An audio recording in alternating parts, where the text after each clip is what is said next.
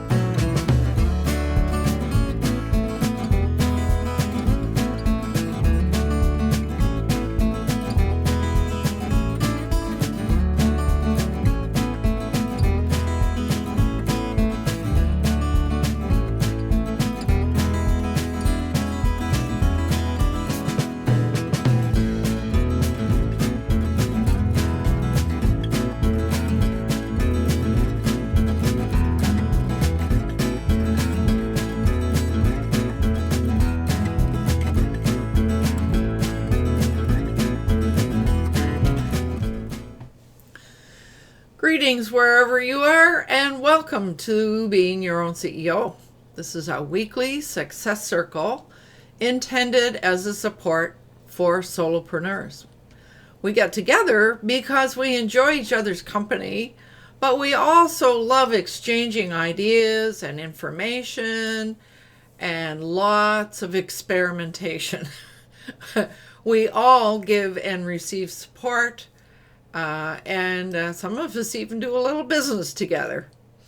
You can discover what we stand for by reviewing the operating principles on the Being Your Own CEO Success Circle page on my website. I want to welcome our viewers at that page and invite them to check in by telling us that you're there and where you are and what you do and anything that you'd like us to know. So now it's time for the members of the panel to introduce themselves. So please briefly tell us your name and where you are and what you do, and anything that you are excited about or anything that's significant in your business life right now. So I might begin that this time because last week was the one and only time in more than 4 years that I had to cancel my success circle. And that was due to some Windows things, and then trying to create an alternative, which Vivek spent hours helping me do, and I have to thank him for that. So while I have been able to get the Windows thing working again, but it's very comforting to know that I have Linux Ubuntu also available to me, so that if that ever happens again, I've got an alternative. So I do want to publicly thank Vivek for all his support. And if anybody else in the group is interested in knowing about Ubuntu, he's your man. So now let's see. I'm just going to go by the film strip. And so, David, how would you like to introduce yourself? First, I got to figure out how to unmute myself. I'm Dave Flannery. I'm with affordable websites for small businesses, and I'm also real estate for United Country, Sauk Valley Realty, Team Flannery. I moderate the chat. So far, we have one person in chat, and that's Javita. And she says namaste to everybody on the panel. Namaste to you, Javita. Wow. And thank you so much for volunteering to do that, David. I really appreciate that. there seem to be so many things to manage doing this. It's just nice to have somebody who is monitoring the comments on my website. So Well, thanks. you are welcome. Thank Yeah. you for inviting me. Oh, it's just lovely to have somebody. I feel like I'm being taken care of. So let's see the next person who is in there, and I don't know, Alana. You just happened to show up there. I know you just popped in, but welcome here. And how would you like to introduce yourself? Yeah, I wasn't prepared to grab the conch so quickly. I was perfectly happy to wait my turn, as it will. Okay, I got the conch, so I'll take it. Alana here from ALB Digital Marketing Solutions. Finally landed on a name. And so I got my business name in the mail recently, and I opened up my business account, so I'm all set and legal to go now. I was legal before, but I just wasn't official. Coming to you from Ireland, where it's getting a little chillier out there, and it's about 5:07 in the afternoon here in my time zone. So happy to be here. I don't have a breeze what we're talking about today, but I thought, hey, I'll show up and just see what happens. So. Well, Alana, I was doing some research. Bill and I are working on sort of a new pre-show, and I promised that I would go in and make a list of everybody who's ever participated here. And I found you way back in 2015, and I thought, wow. So wow, yeah, I was right. I mean, I knew it had been a couple of years. I just didn't think it was that long. I know. Wow, that's fantastic. Yeah. And I don't even remember how I landed here. I have no idea. I don't know either. I don't remember. That was a terrible thing to waste. so that was really fun. So yeah, I've got Javita saying congrats, Alana. Oh yeah. Thank you. Probably just did it through Wealthy Affiliates. Yeah, I did. Well, I learned everything I know about my new business venture. I learned through Wealthy Affiliate, and I mean, I think Wealthy Affiliate can sometimes take a hit because people seem to think it's all about affiliate marketing, but it's really not. I mean, that's one leg of it, but you don't have to do that. I mean, I'm building a business with the same tools without affiliate marketing, so you can build a business with it. So. Mm-hmm. Absolutely. Yes, it probably was through that. Yeah, it must have been. Mm-hmm. Yeah. Actually, it might have been Craig. Might have been. Yeah. I think because I seem to recall going on a few calls with Craig, and I think Craig might have pointed me in this direction way back when. Yeah. It's the way things work here. I know. Scary stuff. So, just in case you know, we're going to talk about book publishing this morning. Oh, good. I wanted to talk about that. I know you did. So I'm glad you're here. Yeah, me too. Yeah, so welcome. Thank you. Now, let me see who's next in the film strip.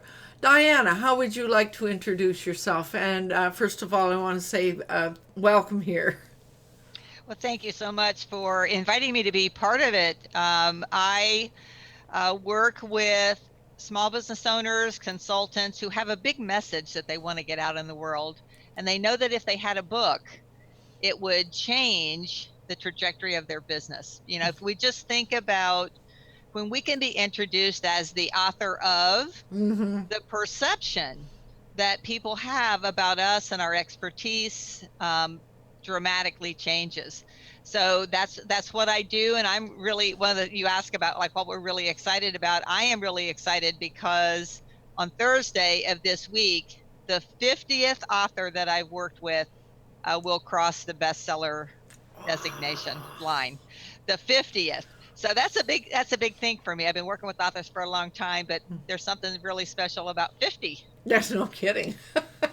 Where are you, Diana? I am in beautiful Chapel Hill, North Carolina. For those of those of you that are familiar with this part of the country, University of North Carolina, Chapel Hill is about 10 minutes from my house. Duke is here. So I'm in the midst of university, big Aha. university area. Ah. Well, and I don't know that I said in my introduction where I am. I'm in Victoria, British Columbia, which is on Vancouver Island, and it's probably one of the warmest places in Canada. So, so welcome here, Diana, and we'll get into our topic. But I'm enjoying your little sign on the wall behind you that says Book Shepherd. that looks cool. Yeah, really. I mean, that's shepherding is what authors need through this process because it can be a little daunting and confusing. Yeah, no kidding. I'm sure. So I'm so glad you were able to make it here. Now, let's see who, Vivek, how would you like to introduce yourself? Namaste. My name is Namaste. Vivek, and VivekTechnology.com is my brand. I believe in simplicity, so I always aim to achieve unity, simplicity, and that way, when you unify, simplify, you amplify your life. So I am in England, United Kingdom, pretty close to where Alana is, but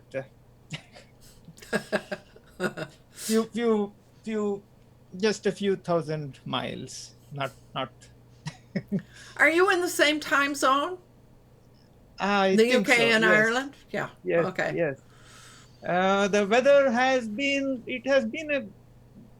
quite a dull day. The temperature outside is 14 degrees centigrade. Mm. So it's getting colder and colder by the day. So Well, you're doing better than we are. I'm looking at my phone, and here in Victoria, it's only 7 degrees. oh, So, well, I always think of the UK as being colder than Victoria, but maybe not. no, not really. So now the other thing, while Vivek is there, those of you who received an email about this morning and the links in your calendar, etc., those are all because Vivek has created a program using all the Google tools for me, which I guess we both named it, didn't we? Chipmunk. Yeah. Yeah. And boy, that sure takes a lot of the work and hassle out of life for me. So if you are in a position of inviting people to things or events or whatever, you might want to talk to Vivek. So, and I woke up. I think I thought of Chipmunk in the shower, and then shortly after that, I remember Vivek and I doing this big long brainstorm of all these different alternative names, and we never did find anything any better. So, Chipmunk it is, I guess, until you find something different, Vivek. No, why should there be any different name? Yeah. Similarly, I've created other tools which represent other animals. I have a tool called as a pigeon.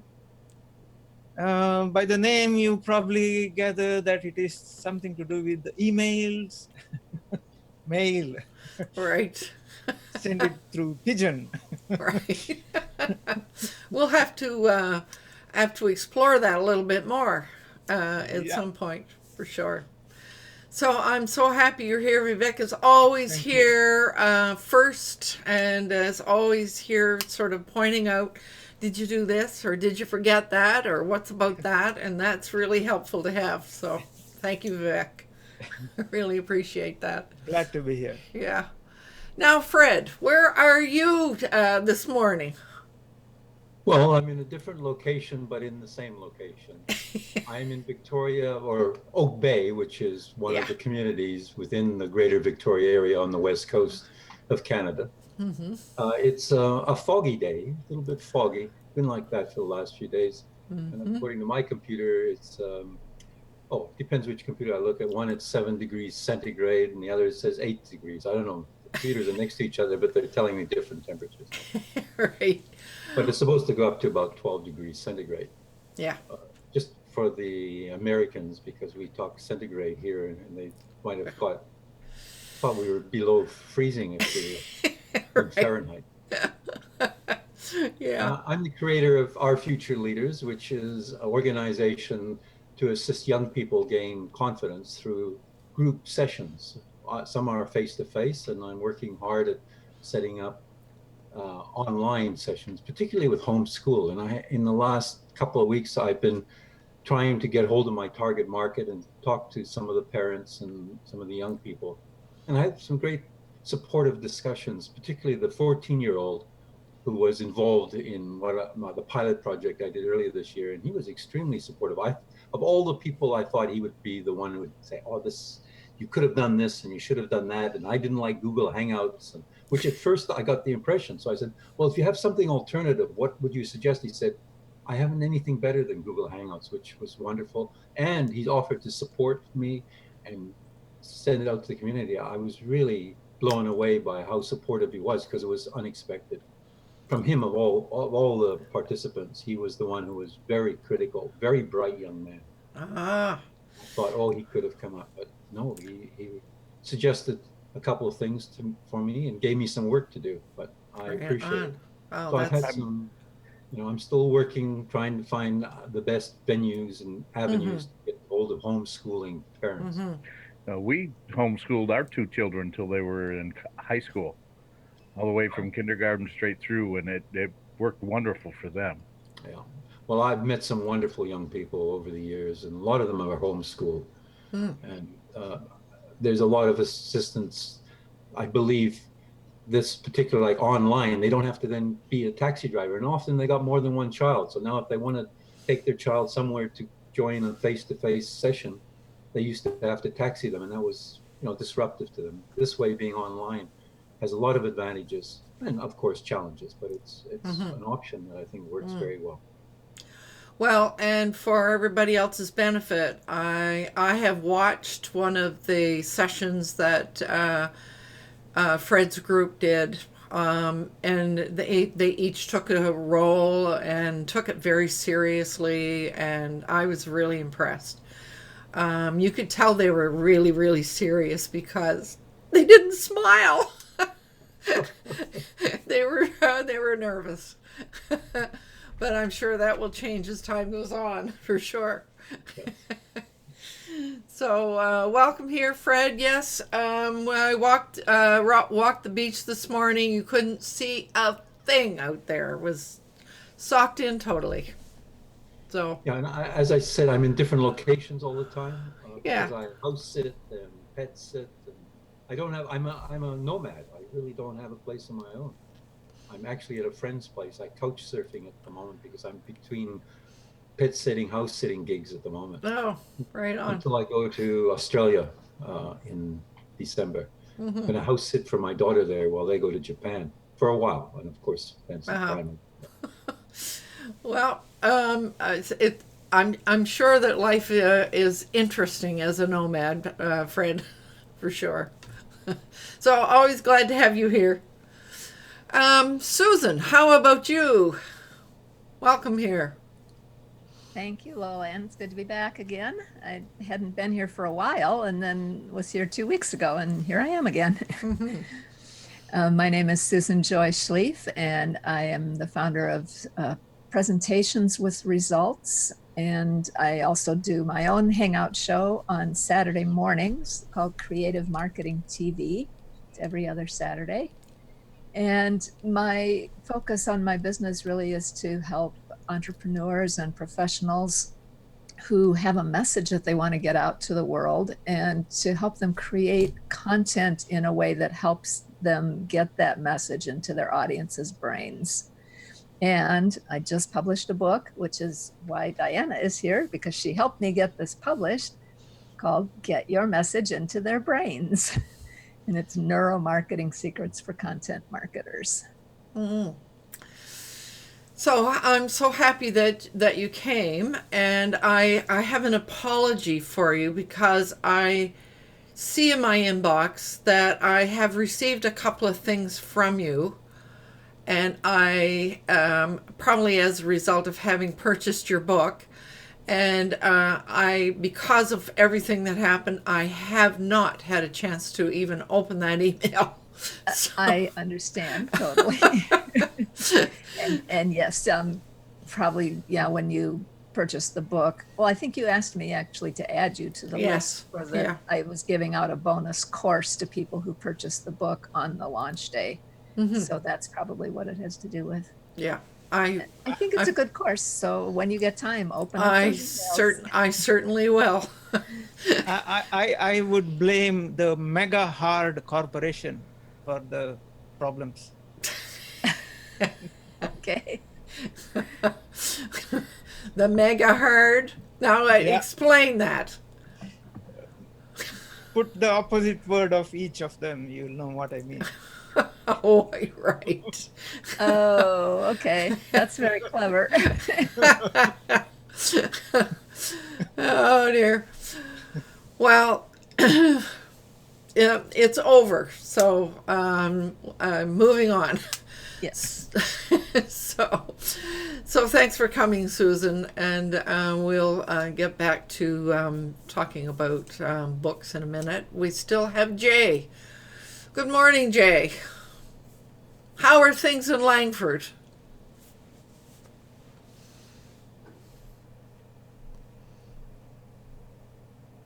Unmute. There we go. Yes. I'm still getting used to this internet stuff, so. Yeah, right. Hello, everyone. My name is Jay, and my company is Magi Studios, where we help people get started in the world of online marketing through coaching, consulting, and training. Hailing from beautiful, sunny Langford, which is a suburb of Victoria, British Columbia.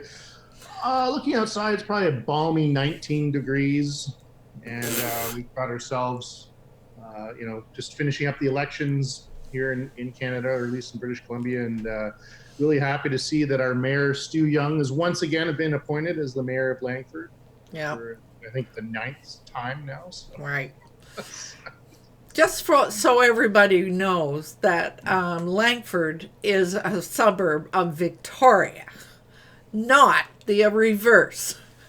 And it is not sunny and 19 degrees out there. So we have this little contest going on all the time, which is where. So glad you made it this morning, Jay. So I think I've covered everybody. Have I missed anybody? No, I think I've got everybody covered now. I have to switch my film strip back and forth. So for those who are outside and who were here 2 weeks ago, 2 weeks? Yeah, or 3 weeks maybe, because we canceled last week.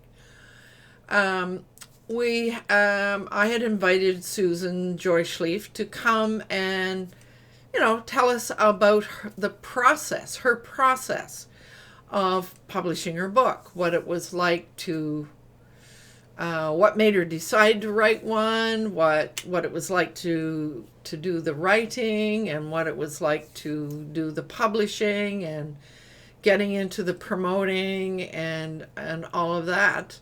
And throughout that discussion, she talked about the fact that she really appreciated the help of Diana Needham. So we decided, well, why not invite Diana to come and talk about, tell us a little bit more about book publishing. And so that was the idea. And I mean, some of us may not be planning on writing a book right now just yet, or some of us may have that on bucket list of something that we want to do in the future. But it seemed that we were all interested to know kind of the stuff behind. What do you need to know about when you let's say you've got to the point where you've written the book. So then what? What do you need to do?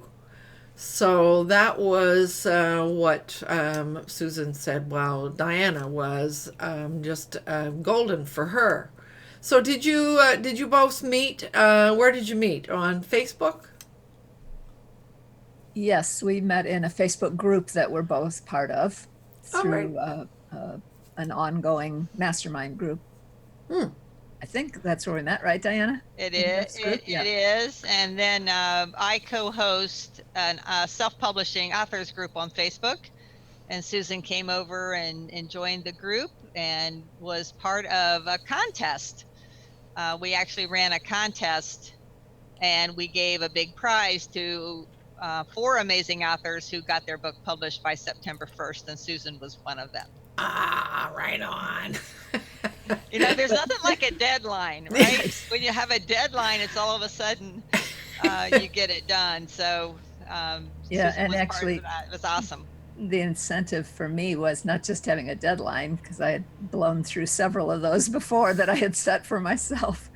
But this one came with a prize of getting to be a guest on a talk show, online radio talk show that Diana's partner in that Facebook group was running. So I thought that sounded like something I wanted to do.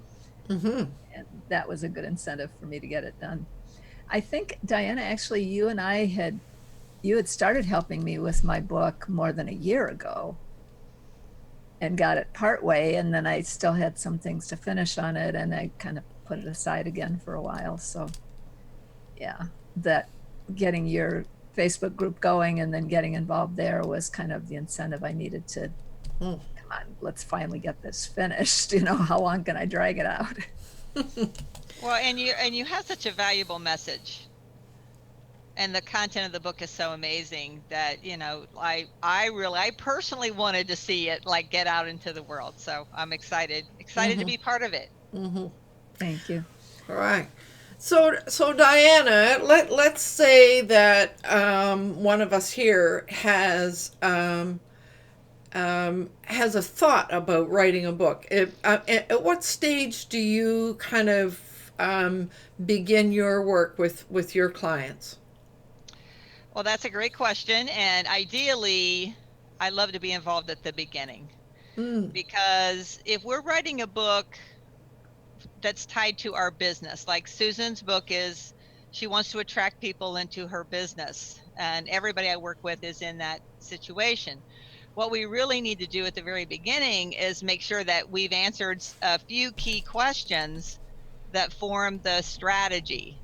One of the things that breaks my heart is to watch somebody pour so much time and energy and effort into writing a book because somebody told them they should write a book. For some that, their mother was whispering in their ear, they could hear their mother saying, you need to get a book, whatever. They wrote this book, but they didn't have any kind of strategy. They didn't know how they're going to sell it. They didn't know who their ideal reader was. They didn't really have any kind of a foundation. So now they have a book and they're saying, what am I supposed to do with this thing? And honestly, it's really, in some cases, and it's never too late, but I mean, the book may be, if you wrote it for the wrong audience or it's not targeted enough, then you're going to struggle a bit with using it as a business asset. So I love to start with people at the very beginning. And one of the free things that I put together is this 5 key questions every author should answer. Oh. Ideally before they start writing. And so, it's all about why. Like, what is the big why? Why is this message so important? Why do I want to get it out in the world? Well, that's not unlike what we have to do when we start thinking about putting up a website. Exactly. Right? It's this, Who's the audience? And who's my audience, and what is the problem that this book solves? What is the problem I'm trying to solve? And if you're writing the book for your business, our clients, I'm sure everybody here would agree, our clients have multiple problems. But what is the one? I encourage people, if this is their first book, what is the problem that you hear the most? Because if your book content speaks to that problem that most of your clients have, you can leverage that book as an asset to draw the right clients into your business. Yeah.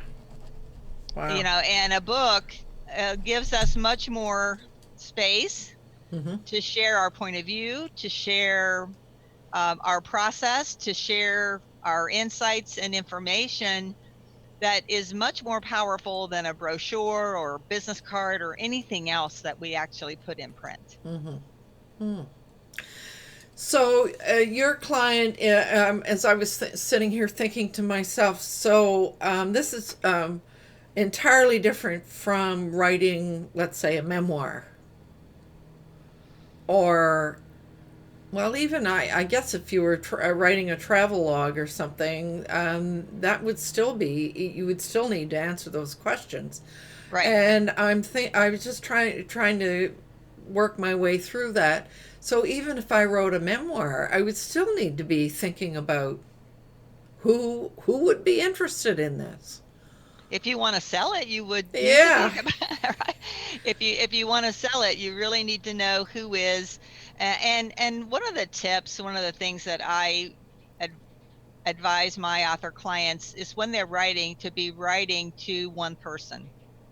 So rather than writing to like this sea of faces, if you can see one person that is that ideal client, you know what their challenge is, you know what they're thinking, you know what they're awake at 3 o'clock in the morning worried about. If you're writing it to that one person, it makes it a lot easier, and your content is going to be very targeted. And one of the questions, the very last question in this set of 5 questions, is what is the result that you want from this book? And a lot of folks struggle with that because no one's ever asked them. And what I'm finding is that a lot of these questions, no one's ever, nobody ever tells people that they really should be thinking about their strategy. My whole mantra is strategy before implementation. So you need to have a strategy before you start taking action. Otherwise, I think we've probably all been in a place where we just started doing something and then we got to the end and went, what? I can't tell me again why I did that. Right. I can't believe the similarities, though, between what you're saying and what we're all aware that we need in terms of publishing a website.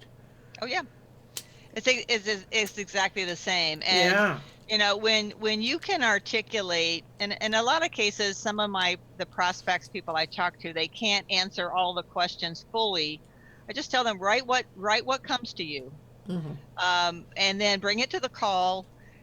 But when, like, for example, if I know that at the end of the day, somebody wants to use this book to get on bigger stages, they want to be out speaking in a bigger way, they want to be a guest on some of the top tier podcasts, for example, then my brain, I'm a marketing strategist, so my brain starts reverse engineering. Then who do we need to be connecting with while we're writing the book? What events should we be going to? What sort of speaking and practice do we need? Like, how do we build our author platform so that we can get the result? I'm very much a process person. So when I know what the end goal is, I'm thinking about, okay, what do we need to be doing all along the way so that we can get to that result? And it doesn't just the sky doesn't just open up and it falls on your lap, right? I mean, there's a whole process to follow to make that happen. Wow. So I guess I was thinking, and maybe that was it. It might have been just from our conversation with Susan, the point in the process that your name came up. But it sounds like if you have somebody who has a dream, you need to be working with them right from day one. Yeah, I mean that's the ideal situation. I do have clients that they're working, like I have clients referred to me from the person that's doing their book layout or the person that's doing their cover design, because those people do their piece. Mm-hmm. I look at it like when I work with somebody from the beginning, our project plan, generally it's a 6-month process Mm-hmm. from idea or vague idea to publish book. It's possible to do that in 6 months if you're serious. Wow. If you're serious. And I have a proven process. I know it works because I've worked with hundreds of authors through the process. But I do have people that come to me and they want they've written the book, they've edited, the book's been edited, Mm-hmm. it's a finished product. They don't know how to market it. Right.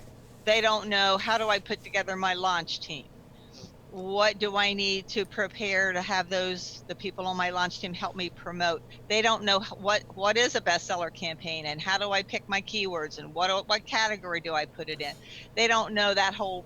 So sometimes people come and that's what they need. Wow. I always rewind and have them answer those 5 questions so that you know how to help them. so that I can see, are there any gaps? Are there things, previous steps that somehow got missed that now, if we've got 60 days before the launch, are there still opportunities to connect with people? Are there still opportunities to get the book in front of a key endorser that maybe they haven't, we still have some time, not a whole lot of time, but we still do have some time to do some things if somehow they got missed in the process. Oh, wow. This is so logical. Lola, if I can just interject there. Yes, please do. Obviously that would be ideal if Diana could help them from the beginning. She and I connected when I had my book like 3/4 written. So, but I had been working with someone from another program who was focusing on creating a book for marketing purposes. So I had done a lot of that same work. Yeah. And ideally, if somebody comes in at the end because their book cover designer recommended Diana, then at that point you have to hope that they've got the right book written, but they might not, because if they didn't have that kind of guidance at the beginning, that's where she, I think, is saying sometimes you have to kind of go back and tweak things a little bit. Yeah, I did a launch last week. This is big launch season right now. Everybody wants to get their book out before the holidays. Right. And so I have been in launch land. Yeah, there is such a place as launch land. And it's like, you're kind of in a tunnel, like getting through this whole process. And so I worked with this gentleman who his book cover designer referred him to me, and he didn't know anything about marketing. Very brilliant, senior level guy at a major financial services company. And I sent him my survey, like post-launch survey. And one of the questions was, looking back at the experience, what would you have wanted to be different? And one of the comments, it had nothing to do with my process, because he came to me just for the launch process, but he said, I wasted so much time with last minute editing. Like, there were so many eyes, and by the time I, the author, got to this point, like, we are book weary. The editor's seen this a gazillion times. The author is like, oh my God, can I just publish this thing and be done? Get it out of my life. I just felt like I wasn't adding any value. I just wish there'd been a different way. And I wrote him back and said, oh, by the way, because I know he's going to write another book. Oh, by the way, you didn't have to go through that. It didn't have to be that way. There are processes, and the process I follow is there's a proofreader who's never seen this book before. They are the last set of eyes. They are catching all the grammatical errors, any punctuation things, anything that's worded in a way that's clunky, not quite smooth enough. They are the last set of eyes. you look at that and you go, yep, it's all good, and we are done. So, I'm not asking you, the author, to go back through it one more time. It's just that you can't. Right, Your brain right. just can't. You just can't. Okay, so you talked about your process. Let's stop for a minute and give our panel members an opportunity to react or ask a question. Anybody have a reaction or any questions that they would like to throw out at this point in the process? Hey, there's Jay. Am I unmuted? Yes, you are. Okay. Well, first off, I want to say that I actually read Susan's book, and it's really good. I actually really liked it. I did too. So yeah, it was cool because I like neuromarketing. I like, you know, the whole part of the psychological elements of marketing and writing content and stuff. So I really liked the book. It was good. I'm going to actually send an email out to my list and add it to my recommended resource. So yeah, so that's awesome. Hey, let's connect before you do that, and I'll add in some kind of bonus for them if they let me know they're coming through your list. Okay, sure. Yeah, that's fine. Anyways, so that being said, I'm wondering if you could touch on the approval process to getting something published, whether it be digital or actual physical book. Is it more ideal to go after one first versus both of them at the same time, or others? So, you know, should you try to publish to an Amazon, you know, to an e-reader base first, or should you go through a publisher? You know, so if you could just kind of touch on that, I would appreciate that. Yeah, great question, Jay. Thanks for asking, and definitely we'll connect. You know, in my world, the people that I work with really want both. They want print and they want a Kindle, you know, ebook version, because in most cases they're speaking, or they want to gift, you know, the physical book. Like for some people that I work with, their physical book is actually goes along with their coaching program or their consulting program. It's something that they gift to new clients as they come into their program. It's something they gift to referral partners. There's an idea. You know, if you're talking to somebody that you think would be an ideal referral partner, what better way to have you educate them on your process and your thinking and your approach than to give them your book? So in my world, most my authors want both. And so I am all about process efficiency. So what I recommend is that we get your print version exactly the way you want it, and that is multiple iterations, as you might imagine. From the editor, you have beta readers, you have an editor involved, we have a proofreader involved. We upload it. I always upload to Amazon's print platform, which is KDP Print, and you order a print proof. You get that print proof in the mail. I ask you to look at every page and the cover, the front, the back, and the spine. One more time, just one more look, because it is possible you might still see something. Because now you've got a tangible product in your hand, where before you were looking at everything on the screen. So I've had clients receive their print book, and although the content was great, they decided that there were case studies that they wanted shaded, for example, or they wanted little icons where they had questions or journaling entries, or, you know, they wanted it to embellish it a little bit more. So I want to have that all done, and I'm holding the print version kind of in the background. Once you say the print that's it. It's the final of the final of the final of the final of the final of the final. Because as I said, it's an iterative process. Even when we think we're done, it's like, oh, one more thing, just one more thing. You say it's final, only then, because I have a layout team, only then do we take that print version and create the Kindle version. And that's the process that I follow, so that we don't end up with we've got a Kindle and we have a print and we've got changes. And both of those formats are different. And we have to open both formats and make changes, and it gets murky. So the process that I follow is print first, make sure it's exactly the way you want it. Then we create the ebook. If we're running a bestseller campaign, I run it based on the ebook, low price point for 24 hours, because our strategy is to get volume of sales. Mm-hmm. And then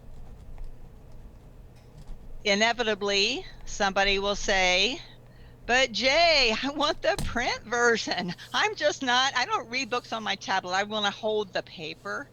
I want my clients to be able to say, no worries. The print version will be available on Amazon within a week, because it will be, because we've already got it done. Mm-hmm. Does that make sense? Mm-hmm. So that way, like we launch with the Kindle, then the print becomes available. And now when you go to Amazon, your buyers have a choice of which format that they want to purchase. And that's the process that I follow. Some of you may know that CreateSpace, which is Amazon's print platform, is merging with their Kindle platform. Mm-hmm. Did anybody know that? Okay. That has caused another little fly in the ointment, in that the systems don't operate exactly the way that CreateSpace did. So that's been a whole different learning process. But does that answer your question? Yeah, it did. Thank you very much. Okay. Yeah, I do have a follow-up if I'm allowed. Go ahead. One thing you mentioned was having a low price point, and I think Susan did this with her book when she initially launched. Do you think there's any kind of negative realities when it comes to having a low price point and then raising the price to your full price? Like we're talking like $1.99, and then all of a sudden it jumps to whatever, $17.99 or something like that. Is there, I understand the concept of having that low price to the point where just so you can get that volume of sales to kind of get up on the listing in Amazon in that particular category. But do you find that it's a bit of a delicate situation, because all of a sudden it jumps from $1.99 to $17.99? Whereas then there's going to be, I would imagine, a lull in sales as a result of that. Yeah, that's a great question. I personally, my authors haven't experienced any issue around that. However, our price change is not that dramatic. So when you look inside the Kindle platform, you pretty quickly figure out that your royalties on an ebook are 70% of the price if your book is priced between $2.99 and $9.99. The minute you price your book at $10 and above, that royalty percentage drops to 35%. Wow. Right? And so these are things that most people don't really understand. So in my world, when people ask me, well, how should I price my ebook? I tell them I would price it between $2.99 and $9.99, and $6.99 is a good middle of the road price point. So it's not that dramatic. Mm-hmm. Generally, their print books are under $20, somewhere around $16.97, $18.97, somewhere around there. So that there is a price difference between the Kindle version and the print version. The royalty structure is also different, because the print version obviously has got ink and paper and printing cost involved in it, and delivery costs. Yeah, man, delivery costs. But the other great thing for anybody watching or anybody here that's actually a speaker is to know that you can go into and I know Susan knows this, that you can go in and buy your author copies at your price. Your price is going to be less than $4. So if you're speaking and you sell the book for $10, you have two books and you bundle them, you sell two for $20, and you're paying $3.20, $4 max a book, and you're using it as your big business card. Is it worth it? Yeah. So, Interesting. plus shipping. So let's say $3.20 plus shipping if you order 100 books. Keep a stock of books around, and then don't let yourself get low, because if you do, then you're going to pay for expedited shipping, and that's a whole nother expense that we don't need to have. Oh, wow. So I mean, it's pretty obvious that all of this is as you said, all about strategy. Now I just want to make sure before, because I have some other questions, but I just want to make sure that everybody has a chance to ask or say anything they wish. Oh, there's Vivek. Yeah, your first of the 5 questions. First question was why you want to publish a book, and I am a big fan of Simon Sinek's "Start with Why." So, are you a fan of him too? Yeah, I certainly am, and one of the reasons, there's a couple of reasons why that question, the answer to that question is important. It's not a surface answer. Right. And it's not. I'm digging, and sometimes I do have to dig to get the answer. Like, why is this message so important to you? And sometimes I have to ask it in a way that's around, was there a pivotal moment in your life when something happened to you or somebody that you cared about, when this message became so important to you that you knew you had to get it out? This message was something bigger than you. And some very dramatic things come when people really think about, what is driving me to get this out? And one of the reasons, and it's a great question, thank you for asking it, one of the reasons I dig and probe that is because I firmly believe that your powerful story should be the introduction. So, from your perspective, being able to ask those, and I'm speaking as a coach now, powerful questions are the answer, aren't they? To be able to dig down in such a way that that story comes out. Yeah, and I know you know this, Lolan, too. When you know what that story is, it's a story that you can reuse. It's a story that you can use. I've seen people take whatever that story was, wherever we landed, and they use it in their book. They use it to open all their speaking engagements. Sure. They use it to drop their audience into a scene of something that was happening. And then they can go on and say, and I'm so glad that you're here, because in the time that we have together, I'm going to share with you the 5 simple ways that you can blah, blah, blah, Blah, whatever blah, it is. blah, blah, yeah. But you're dropping us into a story where we can all see ourselves in that story. It's a way of drawing the audience in written form in the book, and it's a way of drawing your audience in when you're speaking, whether it be online or in person. And figuring out what that story is sometimes is a challenge, because the story involves other people. Yes. And I worked with clients where it was sensitive. Like there was somebody involved that's still with us. And so they never said, this was my mother-in-law. These were my in-laws in this financial situation. They never revealed. I knew who it was, but it was never revealed who it really was, who was in that story. So I'm glad we brought that out, the importance of that story. Yeah. I think Fred has a question. Oh, thank you, because my thread doesn't show everybody all at once. Yes, I do. Go ahead, Fred. Go ahead, Fred.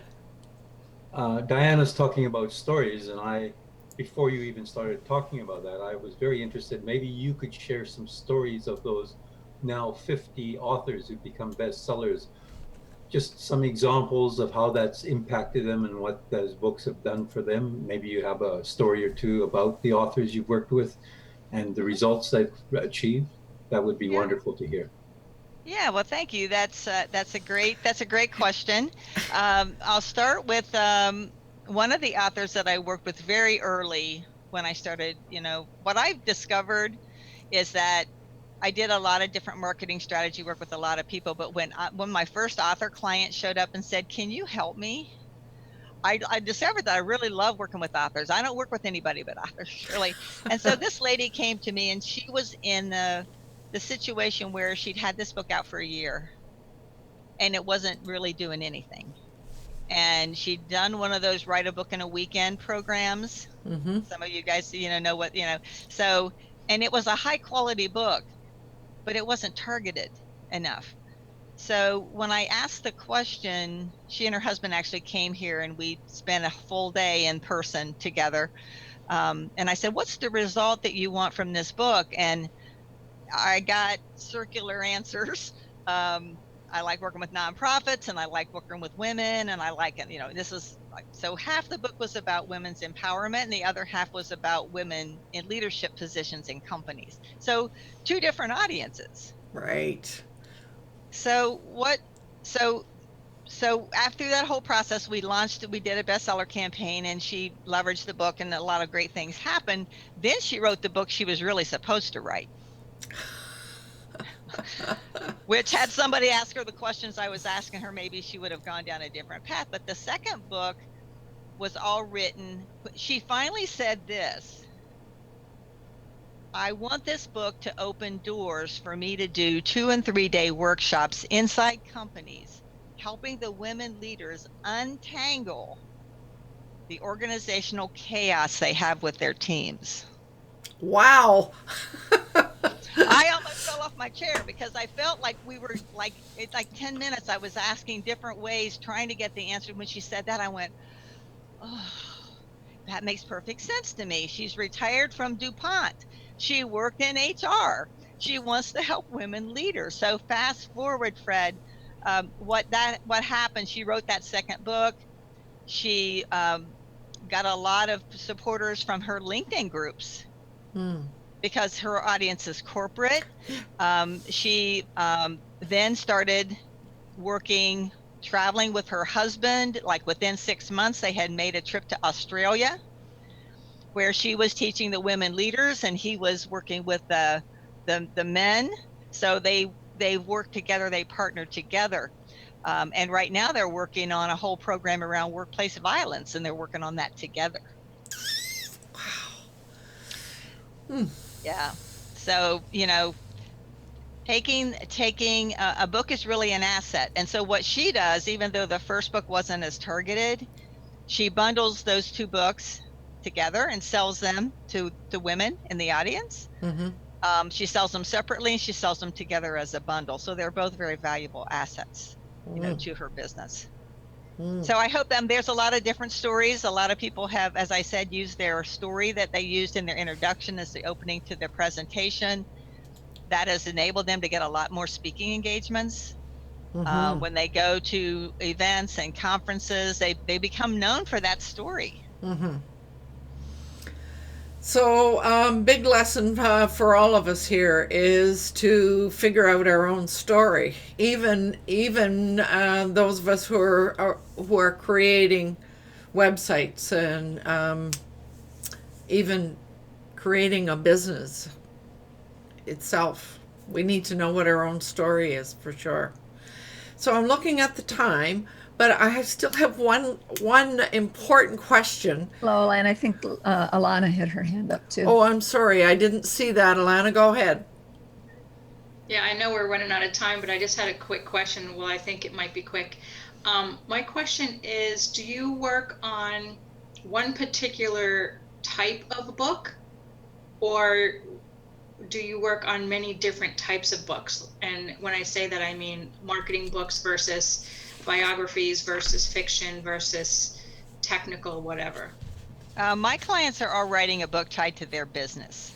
Okay. So it could be anything from how do I get merit scholarship? One of my early clients wrote a book about how to get merit scholarship money for your kids. So that's money that you don't have to repay for college.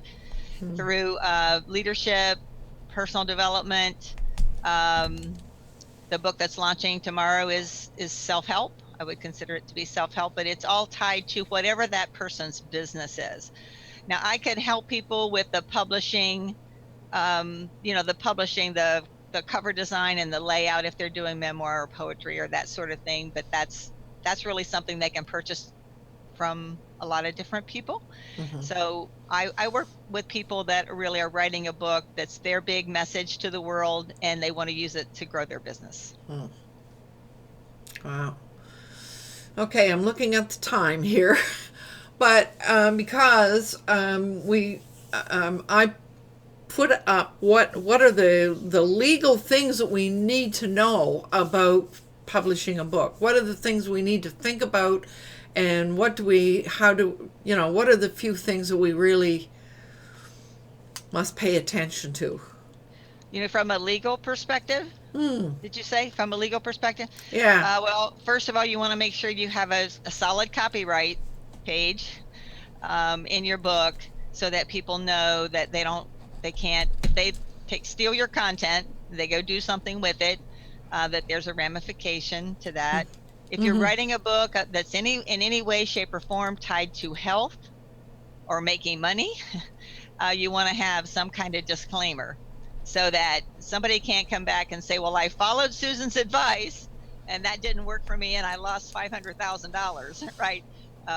You want to have some kind of disclaimer. You also want to be really careful about images, making sure that that you own the images that are, if you put any images inside your book, the image on your book cover, you need to own and have the rights to that image. Otherwise, someone can come after you for copyright, for stealing their image. That is not a good place to be in.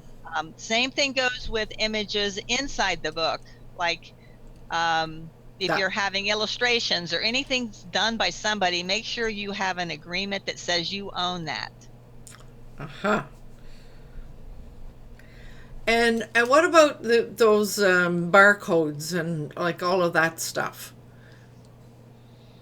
The barcodes go on the back cover, and you can purchase them if you so desire. However, Susan's holding her book up at the bottom. There are free tools that enable. All you need is the ISBN and the price, and you can generate that yourself, and it costs you $0. Oh. And you do need to get your ISBN number too, which is different prices in different countries. So is that? I was going to say it would vary. It likely varies from one country to another? Yeah. So the ISBN. If you're just doing Kindle, you don't need ISBN, right? It's just for the hardcover. But isn't the ISBN number the same everywhere? You have a unique number for your book, and that number is universal. I think so. Is that right, Diane? Yeah. That's right. And the reason that I highly recommend, even though Amazon will give you an ISBN, I recommend that you own your own, because especially if you have any thought or any idea that you want your book ever to be in a bookstore. I mean, the truth is, Amazon is the enemy of brick and mortar bookstores. Oh. So if you want, it's very, brick and mortar bookstores are fighting tooth and nail to keep their doors open. So if you walk in with your book and you say, hey, I'd love to have my book on your shelf, and they say, who's the publisher? I want my author clients to be able to say, I am. And the only way you can say you are is if you own the ISBN assigned to your book. Otherwise, you are making Amazon the publisher. They will not take your book. Your conversation will be over. Oh, that's interesting to know. Wow. David, I see you waving. Yes, I want to go back to the photos. If you take your own photos, do you have to have a process of copywriting them? No. If they're your own, that's awesome, and that's actually the best way to do it, David. So that's a great question. The only thing inside a print book, you want to make sure that your images are high resolution for print. Yeah. That is, and I know you know this. I mean, that's different than high resolution for web. High resolution for print has to be at least 300 DPI. If you put anything that's lower than that, let's say you scanned something out of a book or you have something else, if it's not at least 300 DPI, the print is going to be not crisp, and you probably won't pass the Amazon file checking. Well, thank you. All right. And good graphic designers can take if an image is really good quality, they can, they can create something that's high resolution. My book cover designer does that for me a lot. But if it's a poor quality image, there's really not much we can do with that. So you made reference to your book designer. I'm guessing you have a team that works with you. I do. I do, and one of the things that clients appreciate is that if I'm working with them from the beginning, the only way that I can guarantee that we're going to get to their launch date is if my team is involved. If there are other resources involved, I don't control them. Right. I mean, I can't. Your book cover has to be done at the same time that the layout is ready and your final approval, so that we can upload, so you can order your print proof, so you can say yes, it's good, and so it's all in an order, so that we don't get all tripped up. So if my resources, I can confidently say 6 months from now that book will be in your hand. If you decide that you're going to use outside resources, then you in essence are managing them, and it's not my responsibility. I'm doing my part. You can, and you have to pray that a lot of people all come together. So it is definitely a project with timelines. Susan will tell you that. Okay, so I'm supposed to be watching the clock much more carefully than I do, because I get so involved in the topic. But I do want to make sure that everybody